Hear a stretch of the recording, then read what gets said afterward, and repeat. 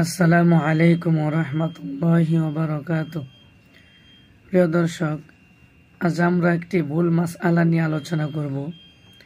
মাসআলাটা হলো, আমরা অনেকেই শুনি, অনেককে বলতে শোনা যায় যে নামাজের যে কোনো অবস্থায় ডান পায়ের বৃদ্ধাঙ্গুলি যদি নড়াচড়া করে তাহলে নামাজ ভেঙে যায়।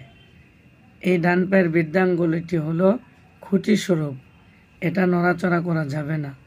এই কথাটা ভুল। শরীরের অন্য যে কোনো অঙ্গই হোক না কেন, সেগুলো নড়াচড়া করা যায় না। নামাজে নড়াচড়া করা মাকরুহ।